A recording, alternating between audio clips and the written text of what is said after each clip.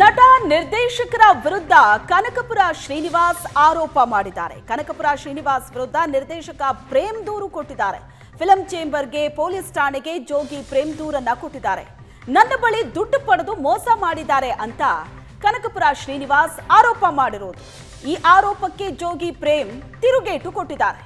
ಕನಕಪುರ ಶ್ರೀನಿವಾಸ್ ತಾಯಂದಿರ ಬಗ್ಗೆ ಕೆಟ್ಟದಾಗಿ ಮಾತಾಡಿದ್ದಾರೆ. ನನ್ನ ಬಗ್ಗೆ ಮಾತ್ರ ಅಲ್ಲ, ಅಪ್ಪು, ದರ್ಶನ್, ಡಿಕೆ ಶಿವಕುಮಾರ್ ಬಗ್ಗೆನೂ ಕೆಟ್ಟದಾಗಿ ಮಾತಾಡಿದ್ದಾರೆ.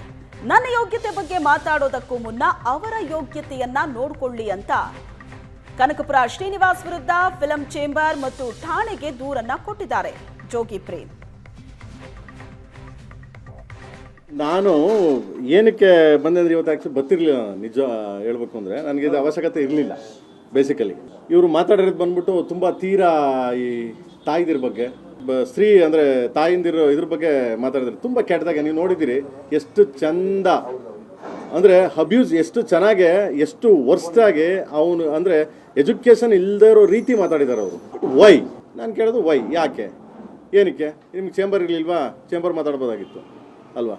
ನಮಗೂ ಮಾತಾಡೋಕ್ಕೆ ಬರ್ತದೆ. ಅವ್ರು ಏನು ಮಾತಾಡ್ತಾರೆ ಅದಕ್ಕಿಂತ 100ರಷ್ಟು ಮಾತಾಡ್ತೀನಿ ನಾನು ಬಿಟ್ಟರೆ. ಯಾಕಂದರೆ ನಮ್ಮ ಭಾಷೆ ಹುಟ್ಟಿರೋದೇ ಜನಪದ, ಅಲ್ಲಿಂದ ಮಂಡ್ಯದಲ್ಲಿ ಹುಟ್ಟಿರೋದು ನಾವು ಅವ್ರಿಗಿನ್ನ ಚೆನ್ನಾಗಿ ಮಾತಾಡ್ತೀನಿ.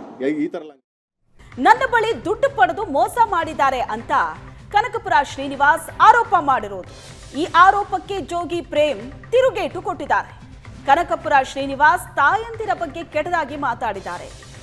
ನನ್ನ ಬಗ್ಗೆ ಮಾತ್ರ ಅಲ್ಲ, ಅಪ್ಪು, ದರ್ಶನ್, ಡಿಕೆ ಶಿವಕುಮಾರ್ ಬಗ್ಗೆನೂ ಕೆಟ್ಟದಾಗಿ ಮಾತಾಡಿದ್ದಾರೆ. ನನ್ನ ಯೋಗ್ಯತೆ ಬಗ್ಗೆ ಮಾತಾಡೋದಕ್ಕೂ ಮುನ್ನ ಅವರ ಯೋಗ್ಯತೆಯನ್ನ ನೋಡ್ಕೊಳ್ಳಿ ಅಂತ ಕನಕಪುರ ಶ್ರೀನಿವಾಸ್ ವಿರುದ್ಧ ಫಿಲಂ ಚೇಂಬರ್ ಮತ್ತು ಠಾಣೆಗೆ ದೂರನ್ನ ಕೊಟ್ಟಿದ್ದಾರೆ ಜೋಗಿ ಪ್ರೇಮ್. ನಾನು ಏನಕ್ಕೆ ಬಂದಂದ್ರೆ ಇವತ್ತು ಆ್ಯಕ್ಚುಲಿ ಗೊತ್ತಿರಲಿಲ್ಲ. ನಿಜ ಹೇಳ್ಬೇಕು ಅಂದರೆ ನನಗೆ ಇದು ಅವಶ್ಯಕತೆ ಇರಲಿಲ್ಲ.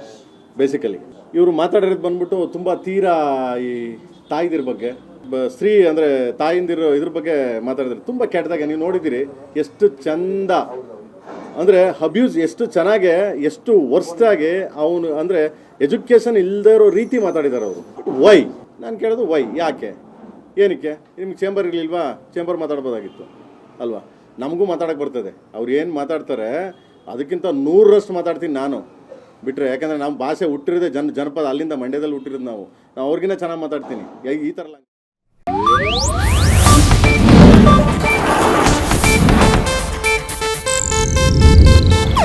ಇದು ಏಷ್ಯಾನೆಟ್ ನ್ಯೂಸ್ ನೆಟ್ವರ್ಕ್ ಪ್ರಸ್ತುತಿ.